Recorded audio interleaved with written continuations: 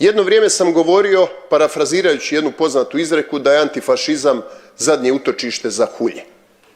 Reci za sebe da si antifašist, onda možeš braniti komunistički totalitarizam i masovna ubojstva i to da 45 godina se nisu raspisivali izbori, a kao narodna vlast. Pa kakva je to narodna vlast koja se boji raspisati izbore i vidjeti tu potporu naroda? Ali čini mi se da stvarno treba ići korak dalje, da se danas antifašizam u Hrvatskoj manifestira kao neka vrsta kolektivne neuroze.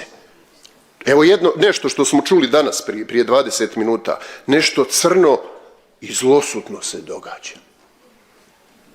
Pa uzmite, evo recimo, čitajte Junga malo, Freuda, Adlera, pa ovako neurotici govore. Nešto ih, ne može on to reći što je to.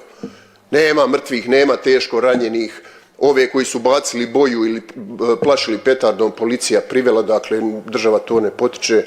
Što je to crno i zlosutno? Kolektivna neuroza. Na individualnoj razini to se vidi da inače staloženi ljudi kad pričaju o svom antifašizmu i fašističkoj prijetnji odjednom krenu tikovi, trzaji, čudni mehanički pokreti glavom. Kako se liječi kolektivna neuroza?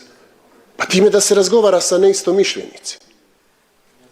Da se sučele argumenti, da se vide konkretni podaci, da se vidi stvarnost.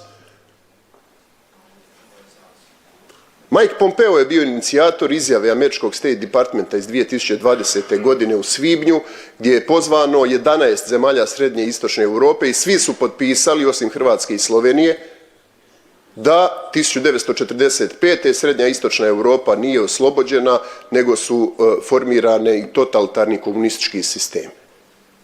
Dakle, ako ja kažem da Zagreb nije oslobođen ni 41. ni 45. to što kažem za 45. je politika State Departmenta. Idite pred američku ambasadu pa je napadajte. Ustaše američke. Pitalo se koji je to simbol antifašizma ako nije crvena zvijezda. Pa evo ovaj, Winston Churchill. Naši dečki su koristili, imate puno fotografija iz Domovinskog rata s ovim pozdravom. Churchill je istinski protufašist. Churchill je raspisao izbore nakon pobjede. Izgubio na izborima i predao vlast Attleeju. Poslije opet dobio izbore. A ovi su pobili 100.000 ljudi, uništili građansku klasu, oteli ljudima imovinu i 45 godina nisu raspisivali izbore. O čemu govori? Koja je to sloboda? Od koga se Hrvatska oslobađala onda 91. I upadate u tu zamku i to perpetuirate, upadate u kolektivnu neurozu i na koncu omogućujete Plenkoviću da jučer kaže HDZ je zadnja brana za normalnu Hrvatsku.